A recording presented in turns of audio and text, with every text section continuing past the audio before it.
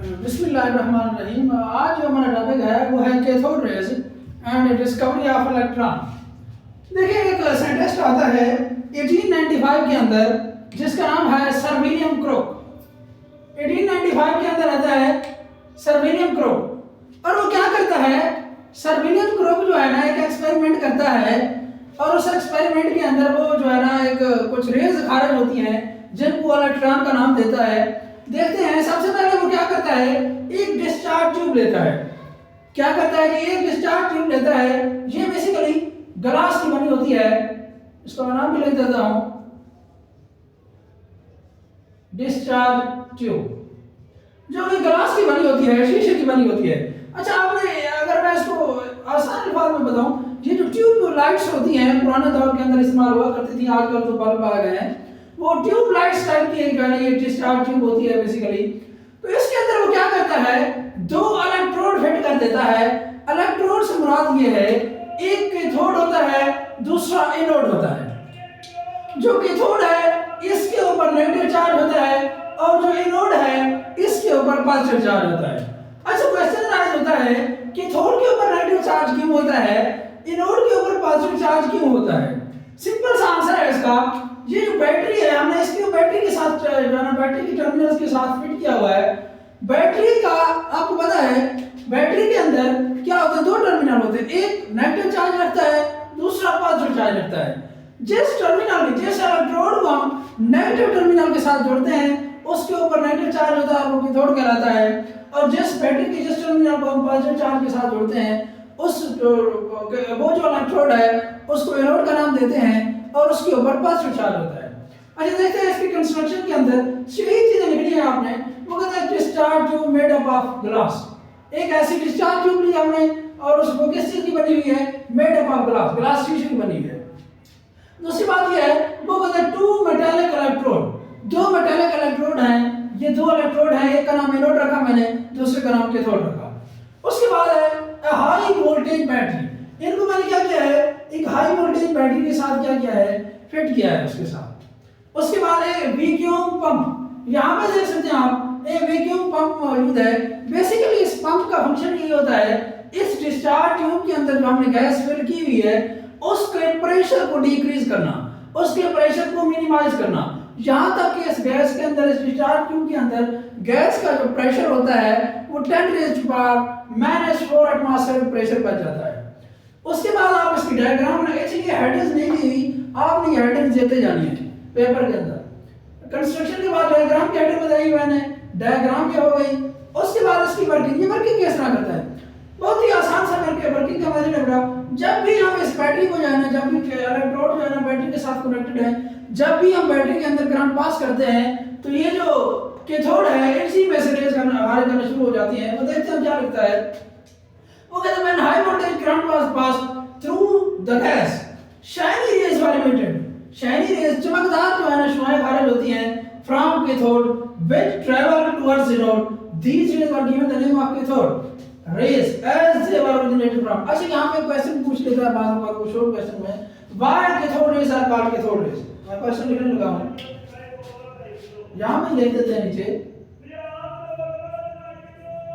Why cathode rays are called cathode raise.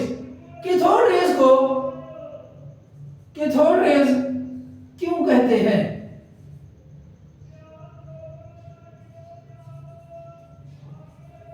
बहुत ही आसान सा आंसर है जी, why cathode rays are called cathode rays. Cathode rays को कैथोड रेज क्यों कहते हैं?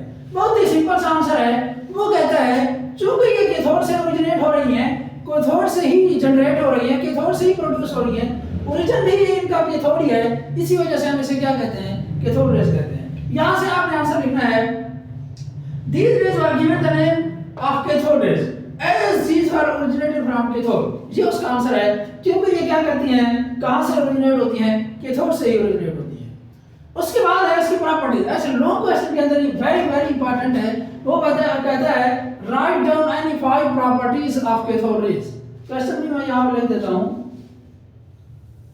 राइट डाउन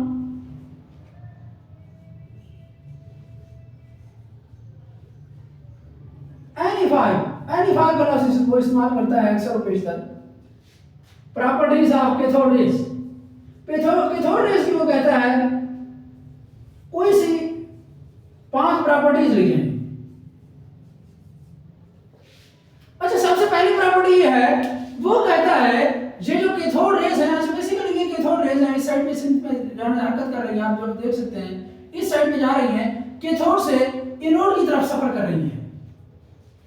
अच्छा, पहली जो प्रॉपर्टी है वो ये कहता है ये जो कैथोड रेज हैं, ये कैथोड के एक तो स्ट्रेट लाइन में ये सफर करती हैं, दूसरी बात ये है वो कहता है ये जो कैथोड की सरफेस है इसके बिल्कुल परपेंडिकुलर सफर करती है।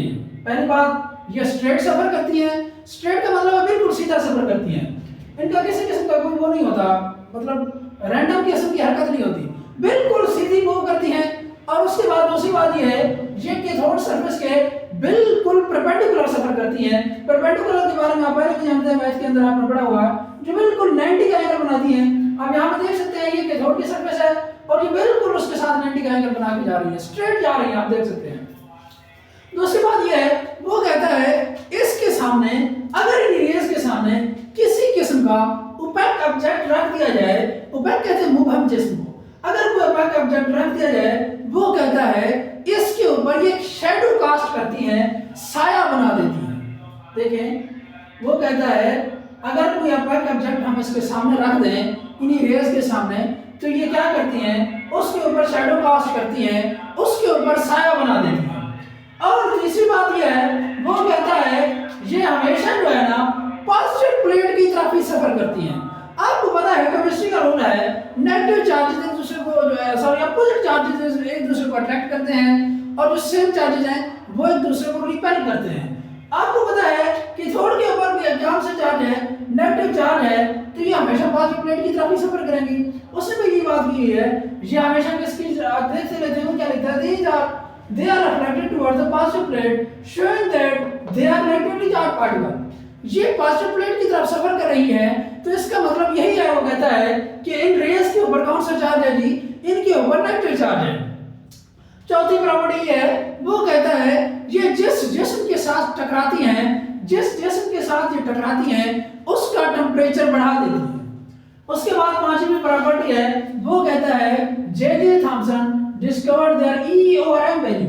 ई ओवर एम वैल्यू कहते हैं ना चार्ज टू मास रेशियो को। चार्ज टू मास रेशियो कौन मालूम किया है, किसने मालूम किया है, ये जे थॉमसन ने मालूम किया है। छठी प्रॉपर्टी है वो कहता है light is produced when this, वो कहता है जब ये रेज ये डिस्चार्ज ट्यूब की दीवारों के साथ टकराती हैं तो वहां पे लाइट प्रोड्यूस होती है, चमक पैदा होती है, जब भी ये किसी डिस्चार्ज ट्यूब की दीवारों के साथ टकराती है। Light is produced when these rays hit the walls of the discharge tube, जब भी ये डिस्चार्ज ट्यूब की वाल के साथ दीवार के साथ टकराती हैं तो क्या पैदा करती हैं, लाइट प्रोड्यूस करती हैं, लाइट पैदा करती हैं।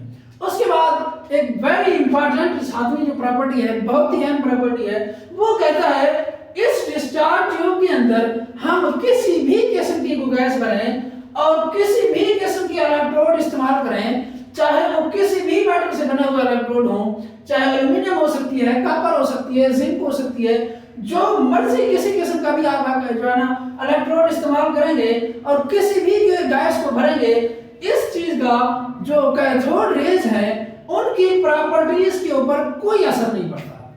देखें वेरी इंपॉर्टेंट है ये चीज, मैं इसको रिकॉल करता हूं। वो कहता है इस डिस्चार्ज ट्यूब के अंदर आप बेशक जो मर्जी गैस फिल कर लें और आप बेशक जो मर्जी जिस मेटल का मर्जी इलेक्ट्रोड इस्तेमाल कर लें, इन कैथोड रेज की प्रॉपर्टीज के ऊपर किसी किस्म का कोई असर नहीं पड़ता। ये देखते हैं उसने क्या लिखा है, वो कहता है same type of rays were emitted no matter which gas which cathode was used. किसी भी किस्म का कोई भी कैथोड किसी भी मेटल से ताल्लुक रखता हो, वो एल्यूमिनियम हो, जिंक हो, मरकरी हो, कॉपर हो, कोई मर्जी इलेक्ट्रोड कैथोड इस्तेमाल करना है और किसी किस्म की कोई मर्जी जो है ना डिस्चार्ज ट्यूब के अंदर गैस फिल कर रहे हैं, इसका इन जो प्रॉपर्टीज हैं इनकी कैथोड रेज की उसके ऊपर किसी किस्म का कोई असर नहीं पड़ता। उसके बाद उसने आगे लिखा हुआ है it means nature of cathode raise is independent of the nature of gas and cathode. जो कैथोड रेज की प्रॉपर्टीज है वो कहता है वो इंडिपेंडेंट है, इसके ऊपर डिपेंड नहीं करती कि हमने कौन सी गैस भरी है और कौन सा कैथोड इस्तेमाल किया है। उसके बाद उसने लिखा है they cast the shadow of an opaque object suggested that these are not rays but they are fast moving particle. हमने एक प्रॉपर्टी पढ़ी है दूसरे नंबर के ऊपर, they can cast a sharp shadow of an opaque object if placed in their path. मैंने कहा है अगर किसी इनके पाथ के ऊपर, इनके रास्ते के ऊपर किसी किस्म का ओपेक ऑब्जेक्ट रख दिया जाए, कोई मुबहम जिस्म रख दिया जाए, तो ये क्या करती हैं, वहां पे शैडो कास्ट करती हैं, साया बना देती हैं। वो कहता है ये शैडो कास्ट करती हैं जब भी इनके जो है ना सामने इनके पाथ के ऊपर ओपेक ऑब्जेक्ट रख दिया जाए, तो ये इस बात की दलील है, वो कहता है suggested that these are not rays. वो कहता है ये इस चीज को सजेस्ट करती हैं, ये इस चीज की दलील है कि ये रेज नहीं है but fast moving particles named electron, जिनको वो किस चीज का नाम देता है, सर विलियम क्रोक उनको इलेक्ट्रॉन्स का नाम देता है। तो ये तो था cathode rays and discovery of electron. मेरे ख्याल में कोई मुश्किल चीज़ें नहीं है, और ये लो क्वेश्चन के हवाले से इसकी जो प्रॉपर्टीज हैं आपको लाजमी आनी चाहिए 5, और सातवीं प्रॉपर्टीज मस्ट आनी चाहिए, और दूसरी प्रॉपर्टीज भी, क्योंकि बात शॉर्ट क्वेश्चन में पूछ लेता है, वो ये पूछ सकता है कि कैथोड रेज की जो प्रॉपर्टी है वो किस चीज़ के ऊपर डिपेंड करती है या किस चीज़ के ऊपर डिपेंड नहीं करती। आपने कह देना है कि उसको बेशक जो मर्जी गैस डिस्चार्ज के अंदर हम फिल कर रहे हैं, बेशक किसी भी किस्म का किसी भी मेटल का कैथोड इस्तेमाल कर रहे हैं, जो कैथोड रेज की प्रॉपर्टीज हैं उनके ऊपर किसी किस्म का कोई असर नहीं पड़ता। और जो इलेक्ट्रॉन इनको नाम दिया गया है, वो कहता है जब भी हम कोई मुबहम जिस्म इसके रास्ते में रख देते हैं तो वहां पे क्या करती हैं, शैडो कास्ट करती हैं। तो ये इस बात की दलील है कि ये रेज नहीं है बल्कि फास्ट मूविंग पार्टिकल्स हैं, और उनको वो क्या नाम देता है, उनको वो इलेक्ट्रॉन्स का नाम देता है। ये तो था cathode rays and discovery of electrons. कल हम इंशाअल्लाह अज़ीज़ जो है ना आगे प्रोटॉन की तरफ चलेंगे कि नॉट रेज की तरफ चलेंगे। तो आज के लिए इतना ही, चलो।